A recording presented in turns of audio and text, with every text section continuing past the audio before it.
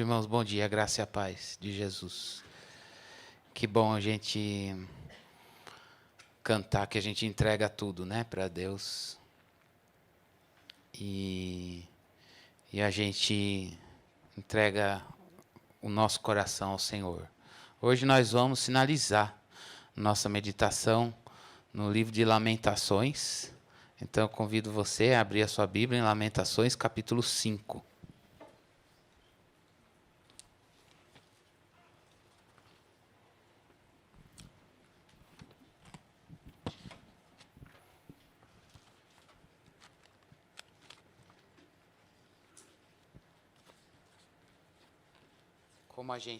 Como a gente tem feito, a gente não vai ler tudo agora, a gente vai ler aos poucos, tá bom? Então vou pedir para você deixar seu texto aberto, por gentileza.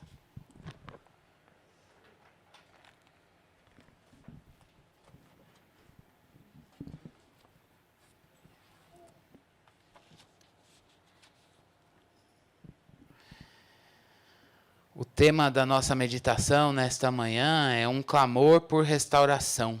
Como a gente viu no louvor, a gente se derramar diante de Deus e pedir a Ele que nos restaure. Que essa seja uma expressão da sua alma, do seu interior, a gente se render a Deus e dizer, eu preciso ser restaurado.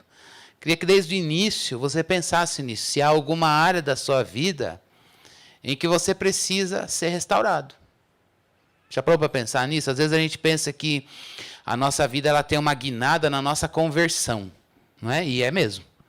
Mas às vezes a gente a gente se esquece, não se apercebe de que há áreas na nossa vida, mesmo que sejamos nós convertidos, elas precisam de um trabalho divino. Elas precisam de um toque de Deus, elas precisam daquilo que nós cantamos no primeiro louvor, que é ser cheios do Espírito para que a gente se esvazie de nós mesmos. Você consegue identificar essas áreas no seu caráter em que você diz, meu Deus, aqui eu preciso de restauração? Você consegue identificar diante de Deus e deixar que Deus mostre para você áreas no seu ser que você precisa ser capacitado pelo Espírito de Deus porque você é fraco? Sem isso, irmãos, a gente não pode orar o que está nesta oração, nessa expressão do poeta diante de Deus. Restaura-nos, Senhor. É povo de Deus que está clamando. E o povo de Deus, o tempo passou, os espaços são diferentes. Aqui estamos nós fazendo parte deste povo. E eu tenho certeza que nós precisamos chegar diante de Deus hoje e dizer, restaura-me, Senhor. Mas a pergunta que Deus faz para mim e para você é se você sabe em que áreas do seu ser sua alma precisa gritar diante de Deus, restaura-me, Senhor. Às vezes a gente não quer saber, não porque Deus não está mostrando, porque é difícil de ver ruínas.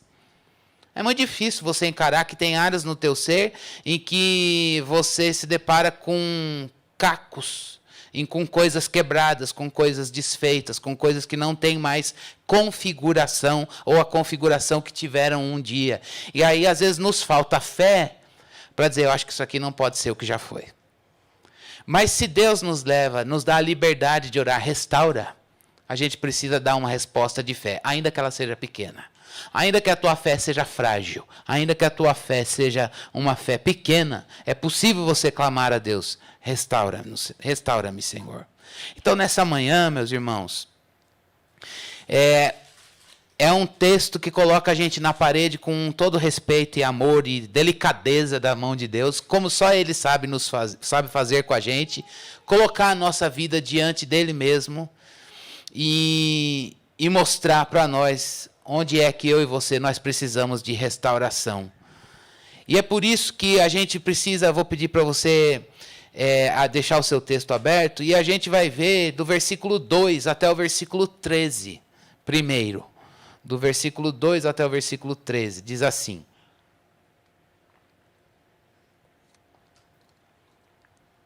A nossa herança foi entregue a estranhos e as nossas casas a estrangeiros.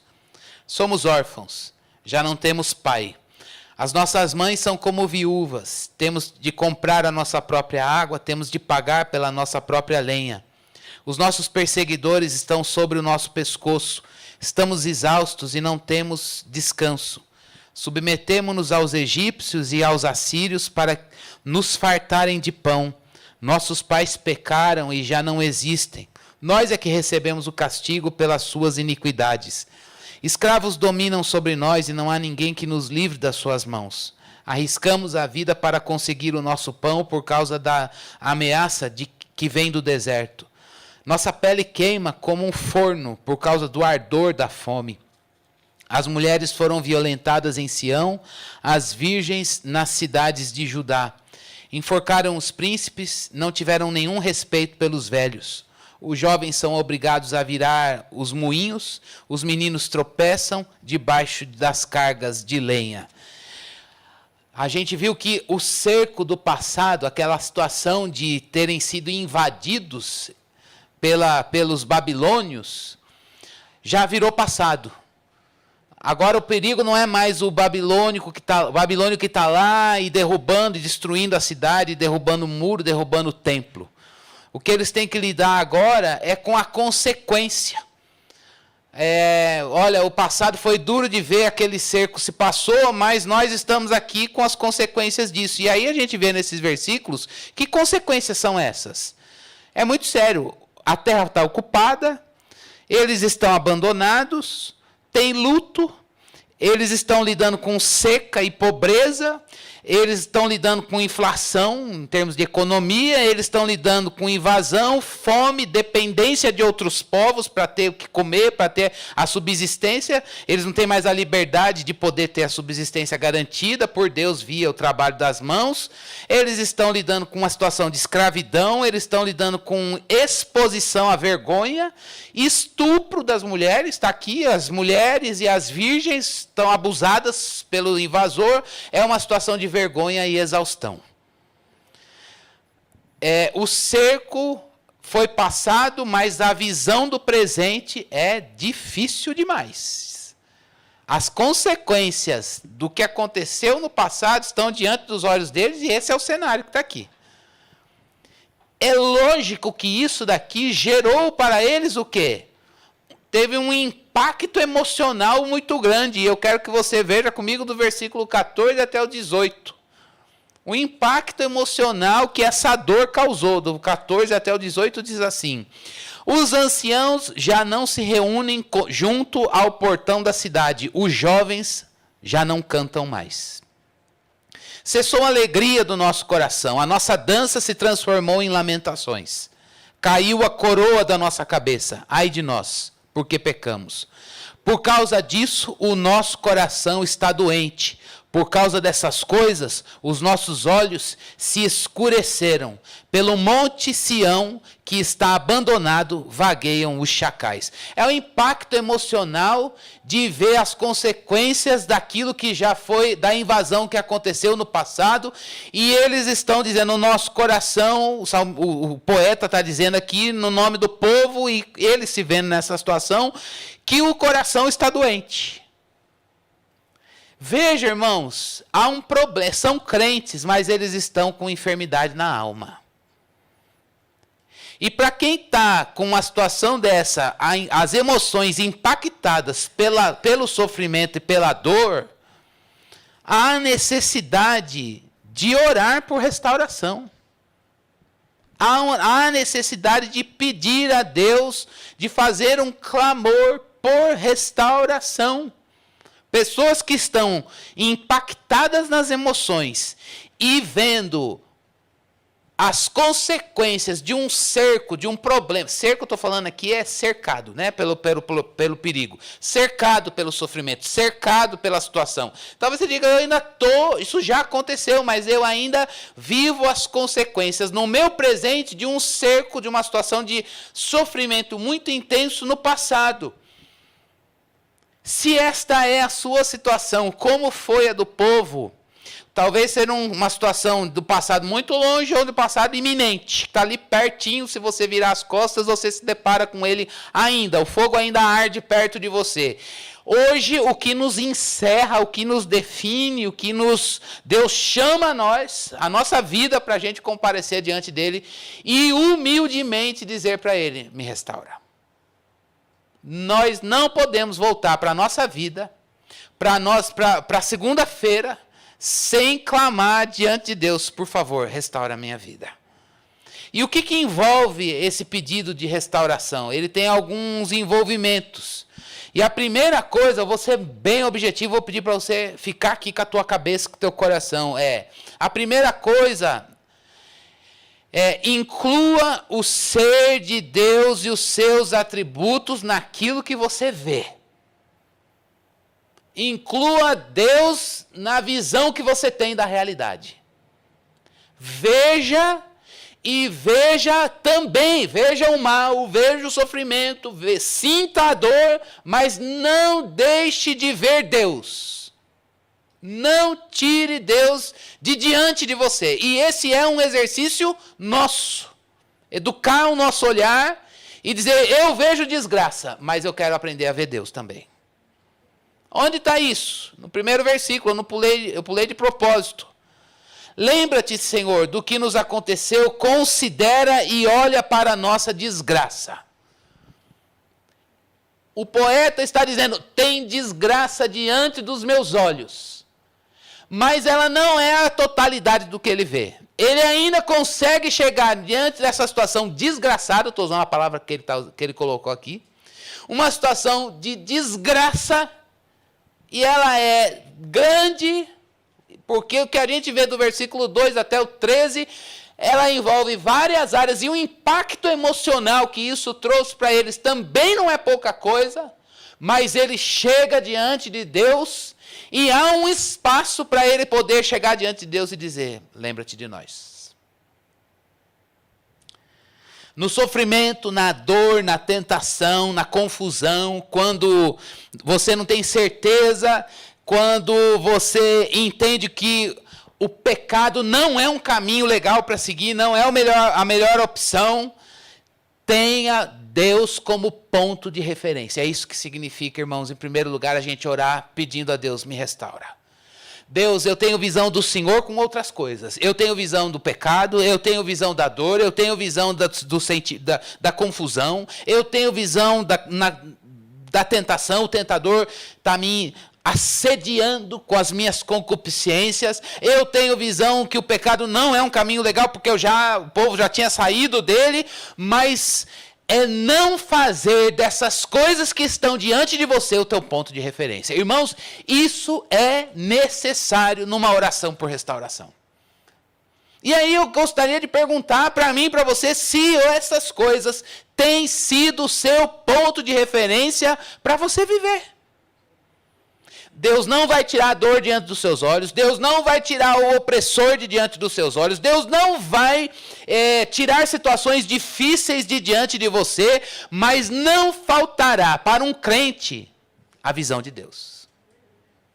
Agora o exercício é você ver, eu vejo Deus, tanto quanto Ele nos permite ver a aflição, porque Deus permite que a gente enfrente a aflição.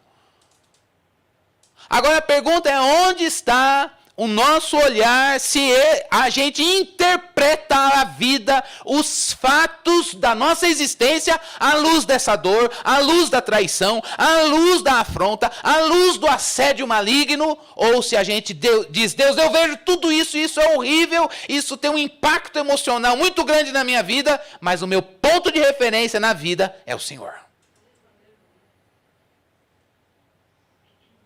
Tem um irmão que, eu já falei dele aqui para vocês, que ele vive no lugar que eu trabalho, decorando versículos. Você olha no espaço que é da universidade, e eu falo, lá está aquele irmão com um papelzinho na mão, ele é analógico, né, século XX ainda, e aí ele vive com um papelzinho na mão, decorando versículo.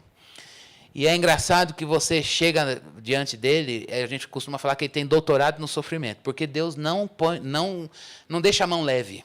Deus abre as comportas dos céus e não derrama, ele derrama sofrimento em avalanches para a vida daquele homem, que a gente quando vê, fala, Senhor, eu não sei nem o que a gente vai olhar, o que a gente vai falar para ele. Ele vai pôr a mão no ombro e fala, parece a vida dele parece a experiência de Jó prolongada. É só notícia. Agora não tem mais notícia ruim, mas vem mais uma. E vem mais uma. E vem mais uma. E a gente chega perto dele. Ele não é um grande crente. Ele é um crente falível como eu e você. Mas uma coisa que me chama a atenção e desafia é que ele olha todo aquele sofrimento, mas o ponto de referência dele na vida é Deus e a palavra. E é por isso que ele não se aparta da visão de Deus, o tempo todo com a palavra. Porque a visão do mal, ela é intensa e escancarada diante dele. Mas ele fala, eu não posso fazer disso o meu ponto de referência. Irmãos, isso é muito sério. Eu quero lembrar você do que Deus perguntou para Jeremias, capítulo 1, versículo 1, versículo 11 e o versículo 12. Jeremias, o que você vê? Eu vejo a vara da amendoeira. Eu já falei isso aqui, mas eu já falei e a gente precisa lembrar. Eu vejo a vara da amendoeira. E Deus fala para ele, você viu bem, porque eu velo pela minha palavra para a cumprir. Eu confesso que eu nunca tinha entendido esse texto quando eu era criança. Eu olhava, mas por que? Será que Jeremias era cego? Ele estava vendo a vara, então você viu bem. E por quê? Quando Deus mostrou a vara da amendoeira para ele, com certeza a vara da amendoeira na Palestina, ela florescia antes da primavera. Não era tempo de flor. Era inverno, mas ela florescia primeiro. Então, quando Deus mostrou a vara da amendoeira em flor, com certeza o ambiente não era de vida, não era de flor. E ele poderia dizer, eu vejo um inverno. Eu vejo um ambiente que não é propício para a vida, não é propício para a primavera, não é um ambiente de primavera. É uma estação ruim. É uma estação ruim. Eu acho que é a melhor estação do ano. Mas, para quem é do verão, pode dizer, não é um tempo de flor, não é tempo de vida. E Deus disse para ele, olha, você viu bem. Ele viu uma vara da amendoeira num ambiente, uma expressão de vida num ambiente de aridez. Num ambiente de ausência de vida. E Deus disse para ele, você viu bem, porque eu velo pela minha palavra para cumprir. A pergunta que Deus faz para nós é, o que você vê? Igreja Batista Fonte Sicar. O que você vê, cristiano? O que nós estamos vendo? Com certeza você vai ver a dor. Com certeza você vai ver inverno. Se isso não é uma boa referência para você. Com certeza você vai ver coisas desagradáveis aos seus olhos e Deus não errou a mão quando Ele colocou essas coisas diante de você, como Ele também fez com o povo dele, fez com o filho dele lá na cruz. Mas a pergunta que Ele também faz é, e o que você vê? Você vê a dor, você vê a separação, você vê a agressão dos homens, você vê a injustiça humana, você vê coisas horríveis de diante dos seus olhos e Deus não poupou a tua visão disso tudo, mas tanto quanto e mais do que isso, não falta para você Deus revelado tanto quanto. E a chamada dele para nós é, o que você vê? E a pergunta é, você tem visto bem? Será que Deus pode dizer para você e para mim, nesta manhã, a mesma coisa que disse para Jeremias, você viu bem? Porque eu velo pela minha palavra para cumprir. Irmãos, às vezes o nosso olhar, ele está viciado. Ele não consegue mais ver Deus. E uma oração por restauração é uma oração que vai chegar diante de Deus e dizer a Ele, me faz te ver novamente. Abre os meus olhos. Levanta os meus olhos. Se Deus não é mais o seu ponto de referência e você está girando em torno do erro dos homens, dos seus erros, da culpa do seu pecado, ou das injustiças micro ou macro, ou dos sofrimentos em larga escala, ou você está girando em torno, outras coisas têm sido o seu ponto de referência nesta manhã. O Senhor vem a nós dizer, eu quero restaurar a tua visão, para que a gente possa olhar a vida a partir dele. Eu termino esse primeiro ponto com o recado de Jesus em Mateus 6, 22, quando ele diz, os olhos são a lâmpada do corpo. Se os seus olhos forem bons, todo o teu corpo será cheio de luz. Às vezes Deus não vai mudar a visão diante de você, vai mudar o teu olhar. E colocar você para olhar a vida por Ele como ponto de referência. Mas orar por restauração, irmãos, significa que a queda, no caso de Jerusalém, não significou o fim do reinado de Deus. Vá lá no versículo 19. Versículo 19. Ele já falou de todo o sofrimento e dor que estava diante dos olhos dele, e como isso impactou sua vida emocional, mas no meio disso tudo, essa visão horrorosa, ele diz: Tu, Senhor, reinas eternamente. O teu trono subsiste de geração em geração. Não é um super-herói que está falando aqui, é um crente que chora diante de Deus a dor que está passando, mas ele sabe que a queda e até o pecado do povo não significou o fim do reinado de Deus. E ele pôde orar: Senhor, o Senhor reina. O domínio da Babilônia não apresentou ameaça à soberania do governo de Deus. Babilônia invadiu Jerusalém, detonou o povo, estupraram as mulheres, oprimiram o povo na própria terra, eles perderam liberdade econômica, eles perderam liberdade de plantar e colher, eles perderam um monte de coisa. Mas ele olha, sente e passa pelas consequências disso tudo, mas no meio disso tudo, vendo tudo isso e vendo Deus, ele vê Deus como ponto de referência, e se Deus é ponto de referência na vida dele, na sua, ele no meio disso tudo vai orar: o Senhor não perdeu o controle. A Babilônia está dominando, mas mesmo em meio a esse sofrimento, ele reconhece que Deus está no controle e ora.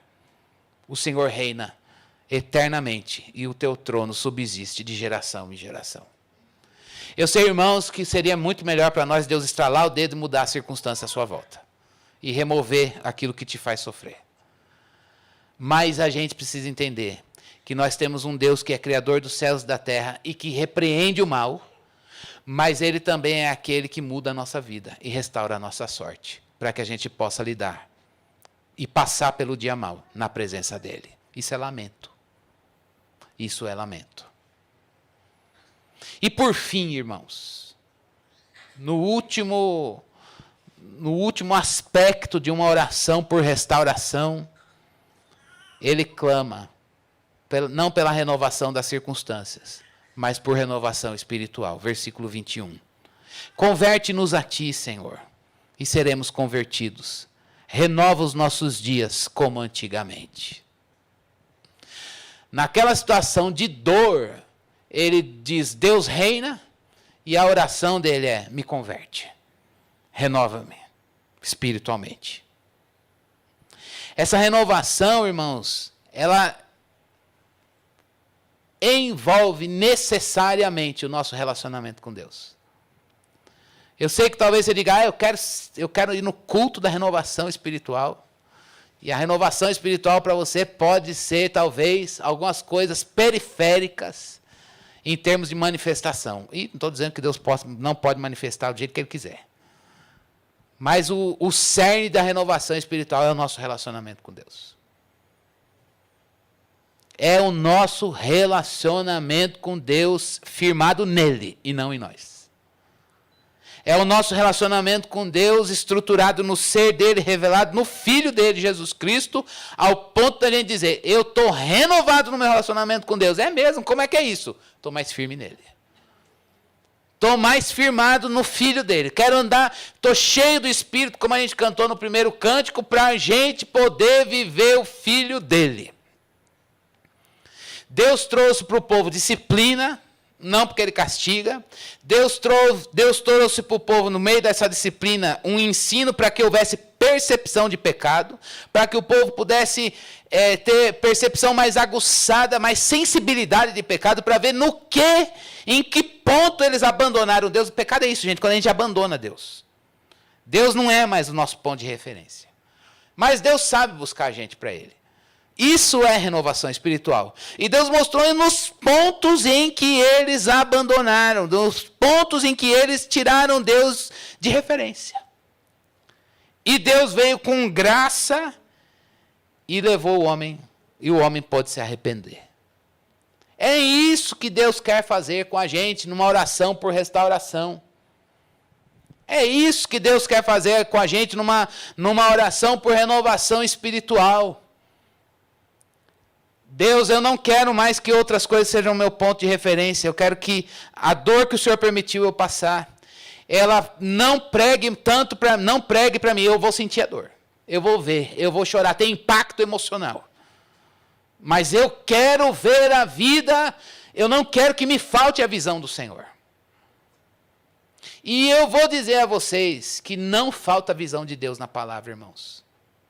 Deus está revelado na palavra, mas nem todo mundo quer ver. Às vezes a gente não quer mudar o discurso. Às vezes a gente não quer abrir mão de histórias e narrativas. Deus reina, mas os homens me oprimem. Deus reina, mas eu sou um pecador que não tem jeito. Deus reina, mas precisam pagar o que fizeram comigo. Então Deus não reina, para você não. Essa narrativa está sendo maior. Você se apegou a essa dor e não quer largar. Você fez dessa dor e seu sofrimento a sua história, a sua narrativa. E renovação espiritual e perda, pedido por restauração é dizer, Deus, tua mão me levou para esse sofrimento. Senhor, me permitiu ver a morte, me permitiu passar por todas essas situações, e o que é pecado, gente. O que fizeram para você, o que você fez para você, o que você fez para os outros, é erro, e é chato, e é grave. Mas o nosso Deus é um Deus que restaura. E a gente precisa chegar diante dele e pedir a ele por renovação espiritual. E a renovação espiritual a minha vida não precisa girar em torno desta referência. Eu quero que a minha vida gire em torno do Senhor. As marcas vão ficar? Vão ficar. Mas elas não vão mais doer e pregar para você. Novamente, quem aqui precisa de restauração? Essa palavra é para mim, para você, para a gente chegar diante de Deus e dizer, eu preciso ser restaurado. Tem áreas da nossa vida que estão girando em torno de outras referências, e não o Senhor. E a gente precisa chegar diante dele e dizer, eu não sei a ti, vem a mim. Que bom, porque o Evangelho é isso. As religiões vão dizer, vai transcender. Faça uma prática religiosa. E vai fazer. E vai fazer. O Evangelho é Deus fala... Onde é que você está? Eu sei. Nem você sabe onde está. Eu vou até você. E aí, graciosamente, a mão dele nos tira de um abismo que a gente nem se dava conta que estava lá. Por que ele faz isso? Porque ele ama. Porque ele ama. Então, eu quero que você preste bastante atenção aqui. Perguntas que eu coloquei, talvez, a nossa história aqui. Fonte de Sicar. Talvez a gente chegue para Deus e digamos assim, Deus me rejeitou. Eu ainda posso ser salvo? Talvez tenha você que esteja perguntando para você hoje. Os meus sofrimentos chegarão ao fim? Por que Deus permite a perseguição e a opressão? Qual é o propósito que ele espera obter no contexto da guerra da Ucrânia? E com essa situação de fome. Não sei se você viu o noticiário de uma criança de 11 anos que levou um tiro de raspão na guerra. Talvez essas sejam as nossas perguntas. Vou colocar mais. Por que ele levou pessoas? Por que ele me permitiu passar pela dor? Por que ele me permitiu passar pela escassez? Por que eu perdi meu emprego? Por que ele levou familiares? Por que eu me separei de pessoas? Por que ele levou pessoas para longe? Por que pessoas que estavam aqui hoje não estão mais? E aí talvez você pode fazer essas perguntas e olhar... Onde está a resposta para essas perguntas? A resposta para essas perguntas, irmãos, está no Senhor. Mais especificamente, quando a gente olha para o Filho dele morrendo por nós lá na cruz. A esperança, irmãos, ouse ter esperança.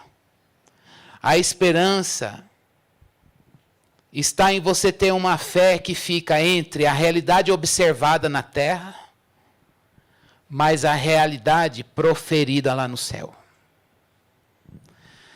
É a fé que está entre a realidade observada na terra e a realidade proferida no céu. Novamente, um clamor por restauração envolve Deus. eu preciso ter a minha visão convertida para Deus. A dor está diante de mim, mas ela não é totalitária. É ver a dor, mas não falta a visão de Deus. O problema é que a gente não vê Deus mais. Deus precisa educar o nosso olhar. O segundo ponto é que a gente passa pela situação do abandono e pensa que Deus perdeu o poder para reinar. O salmista está vendo toda aquela desgraça social e espiritual e ele está dizendo: Deus, o Senhor reina eternamente. O reinado de Deus não acabou. O reinado de Deus não acabou. E o terceiro ponto que ele clama é: não dá para voltar ao passado, também não sai a dor de diante dos meus olhos, uma guerra não acaba assim. O que eu peço? Renova a minha esperança, renova o meu relacionamento, renovação espiritual. E é isso que Deus quer fazer com você e comigo nessa manhã. Eu preciso de renovação espiritual, irmãos. O pastor está falando de um movimento teológico na história da igreja, de fogo, de reteté. Não. Está vendo como é pobre as coisas que a gente faz? Não vamos falar desse assunto porque é falar de problema, coisa que divide o povo de Deus. Não. A gente precisa de renovação espiritual no nosso relacionamento com Deus. Você quer ousar ter esperança? Peça a renovação espiritual. Peça a renovação espiritual. A esperança está em ter uma fé que olha a realidade da terra que está observada, mas em conexão com a realidade proferida lá no céu. Deus reina. Eu termino com a visão de Isaías, capítulo 6. No ano que morreu o rei Uzias, eu vi o Senhor assentado sobre um alto e sublime trono. O rei morreu, o trono estava vazio, desgovernado, e ele viu o Senhor reinando. Talvez a nossa vida esteja assim, desgovernada, o trono vazio. E o que nós precisamos pedir é: Senhor, abre os meus olhos para que eu veja o trono celestial, a santidade de Deus e a nossa pecaminosidade. Vamos clamar isso ao Senhor nesta manhã. Renova o nosso relacionamento com Ele. Feche os seus olhos e, como você desejar orar, Deus sabe vir a você. Deus sabe te buscar. Deus sabe soprar sobre o seu coração para que o seu relacionamento com Ele esteja avivado. Deus sabe te encontrar na dor e abrir os seus olhos para que você o veja. Peça isso ao Senhor: abre os meus olhos porque eu quero te ver. Que outras coisas, a tua dor, as tuas experiências ruins, o que você fez ou o que fizeram com você, ou o que o próprio Deus permitiu que você enfrentasse, na dor não seja o teu ponto de referência. Mas a você veja essa situação vendo o Senhor. Olhe essa situação que está diante dos teus olhos, a história, e diga: Deus, eu preciso ver o Senhor nisso. Que nesta manhã eu e você, nós estejamos diante de Deus. A palavra é viva, irmãos. A palavra de Deus, ela é viva. Que bom que eu não planejei pegar isso daqui hoje, porque Deus, na sua soberania, colocou essa agenda para a gente seguir, e Ele quer renovar o seu relacionamento com Ele. Ele quer que a gente vá para segunda-feira com o nosso coração resoluto, como a gente cantou, rendido, entregue, nada retendo diante do Senhor. Nada retendo diante do Senhor, mas rasgado. A liberdade da gente deixar aos pés da cruz um fardo pesado. A liberdade da gente deixar aos pés da cruz um jugo que a gente não tem condições de carregar e que Ele é para o Senhor Jesus Cristo. Senhor, nós estamos diante do Senhor, ó Deus, e nós clamamos a Ti a Tua força, Senhor. Nós pedimos que o Senhor abra os nossos olhos para que vejamos o Senhor. O rei morreu, a nação desgovernada, mas o Senhor abriu a visão do profeta para que ele visse o Senhor reinando, assentado sobre um alto e sublime trono, Senhor Deus, acima dos homens, acima da história, acima, Senhor Deus, dos poderes, governos e experiências de um povo, Senhor Deus. Estava Deus soberano, reinando, Senhor Deus, sobre a terra. Tu és rei, Senhor. Tu és rei, Senhor, Tu és rei sobre nossas emoções, sobre o nosso coração, e nós viemos ao Senhor nesta manhã clamar a Ti. Restaura-nos, Deus. Estamos feridos, Senhor. Estamos marcados pela história. Estamos marcados, Senhor Deus, pelas experiências que a Tua mão soberana nos expôs.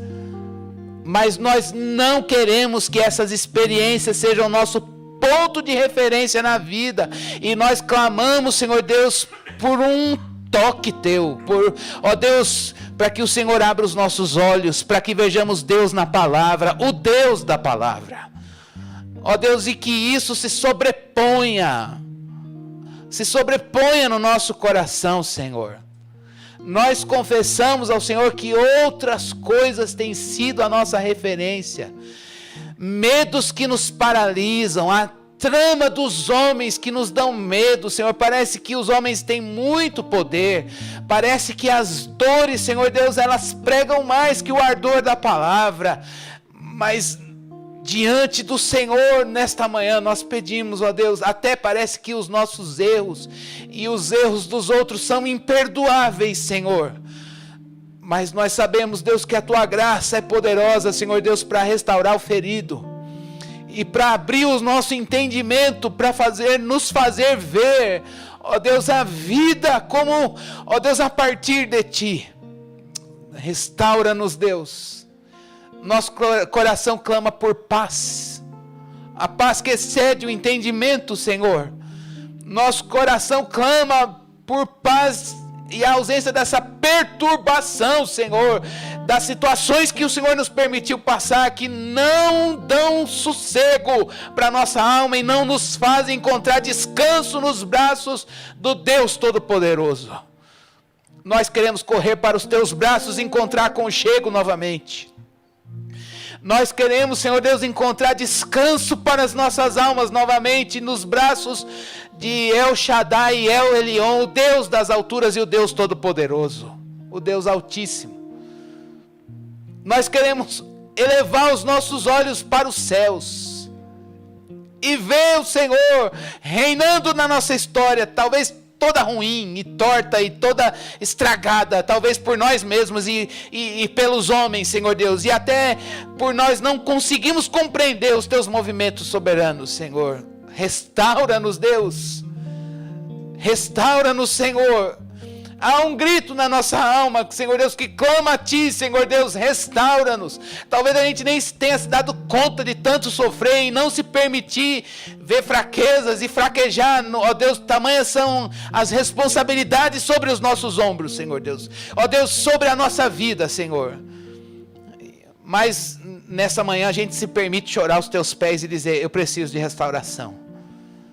Nossos relacionamentos precisam de restauração, nosso casamento precisa de restauração, nosso ministério precisa de restauração, nossos relacionamentos familiares, nosso relacionamento com Deus não é mais o que já foi.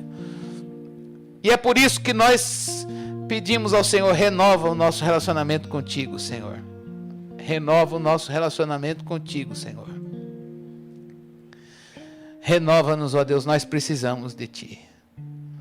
Nós queremos olhar as coisas processadas aqui na terra pela fé e ter esperança pelas coisas que são proferidas aí no céu, Senhor. Converte o nosso coração e nos transforma. Nós queremos correr aos Teus pés e deixar um fardo, Senhor Deus, deixar um fardo de vidas quebradas, de vidas moídas, de cacos que não se configuram em nada, Deus. Não há beleza, não há imagem, não há arquitetura, não há feitura bonita, não há molde belo, Senhor. E nós pedimos, ó Deus, que o Senhor reúna esses cacos, que o Senhor tome em suas mãos e dê forma, a forma do Teu Filho. Reúne a nossa história toda fragmentada, Deus. Reúne as nossas experiências todas espalhadas, todas detonadas, Senhor Deus. E a nossa pergunta é: só a Tua mão. A Tua mão tem condições de fazer algo belo disso, Senhor. No fundo, há 1% de fé em nós para dizer sim. Tua mão pode reunir esses cacos e trazer algo belo, uma feitura divina. Ó Deus, de maneira que a gente olhe, Senhor Deus, o que já foi detonado, Senhor Deus, e veja uma forma bela, gerada pelo Senhor lá na cruz. A imagem do Teu Filho, é isso que nós clamamos em nós hoje. A imagem do Teu Filho, Senhor Deus, a vida do Teu Filho. Que o Teu Espírito sopre sobre a nossa vida, Ele que nós habita, Senhor Deus, Ele nos encha, nos faça transbordar, Senhor, da vida de Jesus. É a beleza, é a forma que desejamos, é lá que nós queremos ter a esperança, porque Ele passou pela morte, a separação de Deus, viu, Senhor Deus, a traição humana, a conspiração humana no máximo, Senhor Deus, sem reserva nenhuma, Senhor. E quando a gente olha aquilo, a gente vê um plano maravilhoso de transformar pecador em justo. Ó Deus, ajuda-nos a ver a vida pelo sacrifício de Jesus. E que a gente entenda que nada pode nos separar do amor do Senhor que está em Cristo Jesus. É a nossa oração no nome dEle, hoje e para sempre. Visita Teu povo, Senhor. Não permita que o Teu povo volte para casa pesado, Senhor. Não permita que o Teu povo volte para casa com um jugo pesado, mas que haja um jugo suave, um fardo leve, Senhor. Que as nossas emoções serão restauradas pela palavra. Ó Deus, que a nossa visão da vida seja, ó Deus, ela seja permeada pelo caráter de Deus, Senhor Deus, e que o Senhor ponha no nosso coração fome de Ti, saudade do Senhor, desejo pelo Senhor. Ó Deus, que a gente encontre um caminho aberto para correr aos Teus braços e sermos recebidos pelos braços do Pai de Jesus Cristo, nosso Salvador, o Filho de Deus. E nele, como aquele filho que se distanciou, mas o Senhor vendo ao longe, o filho, ó Deus, que foi embora, mas vendo ao longe, o Senhor correu ao seu encontro e o beijou. Ó Deus, nós precisamos encontrar esse caminho de volta para Ti, e queremos ver o Senhor vir ao nosso encontro, correndo para nos abraçar e nos beijar, Senhor. Ó Deus, que esse aconchego dos Teus braços, Senhor Deus, ele seja restaurado e avivado no coração e na mente de cada um dos Teus filhos, hoje e para sempre, em nome de Jesus. Amém. Amém. Que Deus nos abençoe para a glória dEle.